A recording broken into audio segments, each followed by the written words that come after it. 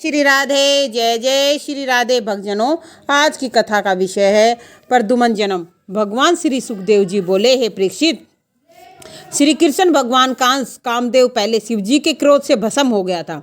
जो कामदेव थे वो शिव जी के क्रोध से भस्म हुए थे। फिर भगवान शिव जी ने रति को वरदान दिया था कि कामदेव तुम्हारे पति के रूप में फिर दोबारा जन्म लेंगे, पर वो होंगे श्री कृष्ण के बेटे।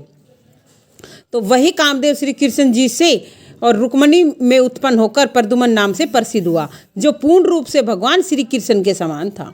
एक दिन इच्छा के अनुसार रूप करने वाला संबर नाम असुर 10 दिन के भीतर प्रद्युमन बालक को हरण करके समुद्र में डाल अपने घर को चला गया। जब प्रद्युमन हुआ तो संबर जो असुर था वो उठा लाया उसको, उस बालक को एक बलवान मत्स्य निगल गया। फिर जैसे ही समुद्र में डाला तो मत्स्य निगल गया। उस मत्स्य को झिमरों ने एक बड़ा जाल डालकर पकड़ लिया और सम्बरासुर को भेंट किया। सम्बरासुर ने लेकर रसोई बनाने को दे दिया। वे लोग रसोई में लाए। उस बड़े अद्भुत मछली को जब छुरी से चीरने लगे तो उसके पेट में से बालक दिखाई पड़ा। उन्होंने वह बालक मायावती को दे दिया। उस बालक को देखकर मायावती को शंका हुई। तब तुरंत नारद मुनि ने आकर उस मायावती नामधारिणी रति को समझाया कि तुम्हारा पति कामदेव आ गया है।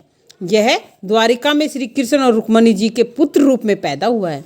यह कहकर जिस प्रकार सम्बासुर ने उसे उठाकर समुद्र में डाल दिया था और मछली ने निगल लिया था, ये सब बातें बताई।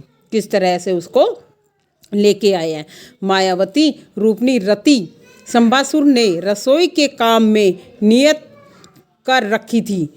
तब मायावती उस बालक को कामदेव जानकर उसे बड़ा प्रेम करने लगी। तब मायावती ने अपनी माया से उस बालक को बड़ा कर दिया। वह बालक इतना सुंदर था कि सब उसको देखकर मोहित हो जाते थे। तब एक दिन प्रद्युमन ने रति से बोला, मुझे तुम्हारी मति किसी और प्रकार की लग रही है। तब रति ने कहा कि आप वासुदेव भगवान के पुत्र हो। सम्बरासुर आपको वहाँ चुरा कर ले आया है और मैं आपकी स्त्री हूँ। मेरा नाम रति है। आप मेरे पति कामदेव हैं। आपका शत्रु सम्बरासुर सैकड़ों माया जानता है, अतः आप उसको मारिए, क्योंकि जैसे अपने बच्चे के चले जाने पर टिटहरी पक्षी सोच करता है बछड़े के बिना गो आतुर हो जाती है, उसी प्रकार आपकी माता रुक्मणी घबरा रही होगी। इस प्रकार कहकर रति ने अपने पति को संपूर्ण माया की विनाश करने वाली महामाया विद्या दी। तब प्रद्युमन ने सम्बरासुर के निकट आकर वचनों से उसका अपमान किया। तब तो सम्बरासुर सांप की तरह फूंकार मारता क्रोधित होकर लाल लाल नेत्र किए हाथ में गदा लेकर बाहर निकला और गदा को प्रद्युमन जी के ऊपर चलाकर वज्रपात के समान महाघोर नाद किया। तब प्रद्युमन ने अपने ऊपर आती हुई उस गदा से अपनी ओर आई गदा को रोककर क्रोध से एक गदा सम्बरासुर को दे मारी। तब सम्बरासुर माया दानव को बताई माया दानव की बताई दानवी माया को आश्रय ले आकाश में जा श्री कृष्ण के पुत्र प्रद्युमन पर पत्थर वर्षा करने लगा। उन पाषाणों की वर्षा से पीड़ित होकर प्रद्युमन जी ने संपूर्ण माया को नाश करने वाली अपनी सतोगुण माया का आह्वान किया। तदंतर सम्बरासुर ने गंध, पिशाच, सर्पों की सहस्त्रों माया छोड़ी, परंतु प्रद्युमन जी ने उन सब मायाओं का विनाश किया। फिर प्रद्युमन जी ने तलवार उठाकर सम्बरासुर का सिर काट डाला। तब देवताओं ने आकाश मार्ग द्वारा प्रद्युमन जी को द्वारिकापुरी में पहुंचाया। तब प्रद्युमन जी को देखकर श्री कृष्ण जी आया जानकर संपूर्ण स्त्रियां लाज करके जहां तहां छिप गई। तब उनके लक्षण देखकर यह श्री कृष्ण जी नहीं, यह निश्चय ही कर प्रसन्नतापूर्वक आश्चर्य मान वे स्त्रियां धीरे धीरे रति सहित प्रद्युमन के पास गई। तब स्नेह से विलह रुक्मणी जी नष्ट हुए अपने पुत्र को स्मरण करके कहने लगी कि मनुष्यों में श्रेष्ठ कमल समान नेत्रों वाला यह बालक कौन है और किसका है? इसकी यह स्त्री कौन प्राप्त हुई है? मेरा भी एक पुत्र नष्ट हो गया। सूत का घर में से उसको कोई ले गया। जो कहीं जीता जागता होगा वो इतना ही बड़ा होगा और ऐसा ही स्वरूप होगा। हमारे पति श्री कृष्ण भगवान के समान स्वरूप इसने कैसे पाया है? क्योंकि आकार, चाल, स्वर, हंसी, चितवन आदि सब चेष्टा श्री कृष्ण के समान है। कदाचित यह वही पुत्र तो नहीं है कि जिसको मैंने गर्भ में धारण किया था, क्योंकि इसमें मेरी प्रति प्रतिक्षण बढ़ती जाती है और मेरी बाई भुजा फड़क रही है। इस प्रकार रुक्मणी जी का विचार कर इतने में श्री कृष्ण भगवान देवकी और वासुदेव जी के साथ वहाँ आ पहुँचे। और यद्यपि कि श्री कृष्ण भगवान ये मानते थे कि यह हमारा पुत्र स्त्री सहित आया है, तथापि मौन साध कर बैठ गए। तब उसी समय नारद मुनि ने वहाँ आकर कहा, जिस प्रकार उस बालक को सम्रासुर ले गया और समुद्र में डाल दिया, फिर कैसे मछली ने निकला और कैसे उसके प्राण की रक्षा हुई, और यह सब वृत्तांत कह सुनाया। देवकी, वासुदेव, श्री कृष्ण, बलराम, रुक्मणी जी ये सब रति सहित प्रद्युम्न जी से मिलकर आनंद में मगन हो गए। इसी के साथ जय जय श्री राधे, जय जय श्री राधे।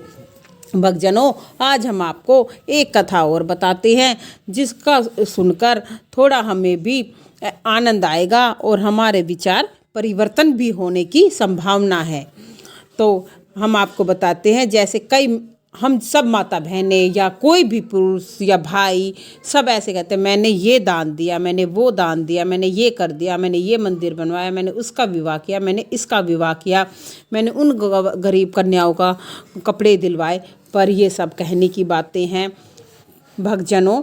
ना कोई किसी को देता है, ना कोई किसी का लेता है। जिसका जब समय होगा वो अपने आप ले लेगा और अपने आप ही दे देगा।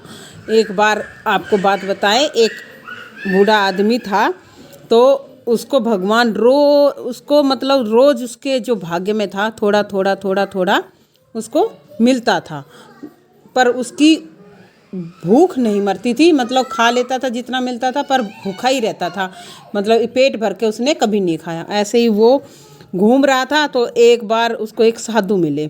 तो उन्होंने साधु से बातें हुई, तो साधु बोले, भाई तेरे भाग में ना, मैं तेरा देख रहा हूँ भाग्य, तो तेरे भाग में 5 बोरी हैं, और वो 5 बोरी भगवान तेरे को पूरे जन्म के लिए देगा। जैसे तेरा जितनी चाहिए 60 साल की उम्र है, 30 साल की, 5 बोरी ही है तेरे भाग्य में, तो इसलिए भगवान तेरे को थोड़ा थोड़ा करके देता है। तो साधु महाराज से बोले कि एक काम करो, यदि आपको कहीं मिल जाए और यदि ऐसा हो तो भगवान से एक ऐसा कह दो कि वो 5 बोरी मेरे को तो एक साथ दे दे, ताकि एक दिन तो मैं अपना अच्छे से पेट भर लूँ और बाद की बाद में देखी जाएगी। तो उसने कहा, भाई देखो ठीक है, कह दूंगा, मिलेंगे भगवान के, मेरे को दर्शन होंगे या जैसे भी होगा। तो ऐसे ही साधु कौन थे, वो भगवान का रूप धारण करके आए थे। बोले ठीक है। थोड़े दिनों बाद उसको 5 बोरी खट्टी मिल गई। तो उसने अच्छे से खाया, खूब पेट भर के बनाया, जो था अपने कुत्ते, बिल्ली, गाय, बकरी, बछड़ों, आस पड़ोसी जो भूखे प्यासे थे, जो गरीब बच्चे थे, सबको खिलाया खूब, सबने पेट भर के खा लिया। अब 5 बोरी ख़त्म। अब वो सोचने लगा कल क्या होगा। अब अगले दिन देखे तो फिर 5 बोरी आ गई। तो ये सुने कहा, वो तो साधु, इसका मतलब झूठा था, उसने तो मेरे भाग्य में 5 बोरी ही कही थी। तो फिर उसने अपना ऐसे ही करा, खाया अच्छे से, सारा बांटा हुआ करा, गरीबों को दिया, गौशाला में दिया, सब अपना जिसके भाई नहीं था उसके भी पहुँचा दिया। फिर अगले दिन देखे तो फिर 5 बोरी। कई दिन गुजर गए ऐसे। फिर उसने कहा ये साधु तो झूठा था, कभी मिलेगा तो पूछूंगा। तो फिर एक दिन अचानक उसको वो साधु फिर टकरा गए। तो बोले, साधु महाराज आपने तो कहा था मेरे भाग्य में 5 ही बोरी है। वो 5 बोरी तो मेरे को उस दिन मिल गई थी, पर मेरे को तो रोज़ अब खूब अच्छे से खाने को मिल रहा है, बल्कि मैं पहले भूखा रहता था और अब मेरे को खूब पेट भर के मिल रहा है। फिर साधु महाराज जी ने कहा कि तेरे भाग्य में तो 5 ही बोरी थी, पर तूने वो 5 बोरी उस दिन अब खुद खाई और सब जितने को बांटी, गाय, भैंस, बकरी, कुत्ते जो आस पड़ोस के थे, भिखारी या गरीब में दिया, गौशाला में दिया, जितनों को बांटी। पर उनके भाग्य में तो और भी था ना। तो तेरे भाग्य का तो ख़त्म हो गया था, पर उनके भाग्य का तुझे फिर मिल गया। फिर तूने अगले दिन बांटी, फिर उनके भाग्य का मिल गया, फिर तूने अगले दिन बांटी, फिर उनके भाग्य का मिल गया।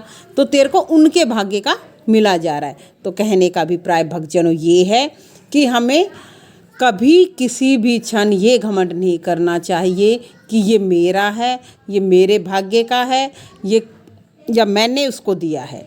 और जो हम दान देते हैं उसको हमें कभी गाना भी नहीं चाहिए कि मैंने ये दान उसको दिया। क्या पता वो दान उसी की वजह से हमने दिया हो, तो उसी भगवान ने तो भेजा तो उसके लिए था ना। हम देने वाले हैं ना कुछ लेने वाले हैं। जो लिया यहीं से लिया, जो देंगे सब यहीं दे के जाएंगे। आप सबको पता है खाली हाथ आए थे और खाली हाथ ही जाना है। तो इसलिए मेरे प्रभु के भक्तजनों, आप सिर्फ क्या लेके जाएंगे अपने साथ? प्रभु नाम। तो इस जीवन में अच्छे कर्म, अच्छे विचार रख कर भगवान के भजन करो। जो हमारे भाग्य का है, जो हमें मिलना है, वो अपने आप आ जाएगा। जिस प्रकार मौत 7 तालों के अंदर नहीं छिप सकती, उसी प्रकार हमारा जो है भाग्य का मिलना है वो कहीं नहीं जाएगा, हमें अपने आप मिल जाएगा। ज़्यादा हमें किसी से गुणगान करने की ज़रूरत नहीं है, ज़्यादा हमें दिखावा करने की ज़रूरत नहीं है कि हम 10 रुपए की चीज़ देंगे, 10 फ़ोटो खिंचवाएंगे और बताएंगे कि हमने ये दान दिया। तो ये नहीं करना। इसलिए बस कहने का अभिप्राय आप लोगों से यही है कि परमात्मा की माया कब किसको क्या दे दे कुछ नहीं पता। इसलिए जो बन सके आप अपने जीवन में अच्छे कर्म करें और दान देते रहें। दान देने से कभी धन घटता नहीं है, हमेशा बढ़ता ही है। दान देने से धन नहीं घटता, ज्ञान देने से बुद्धि नहीं घटती और जल पिलाने से समुंदर नहीं घटता। इसी प्रकार जय जय श्री राधे, जय जय श्री राधे, जय जय श्री राधे।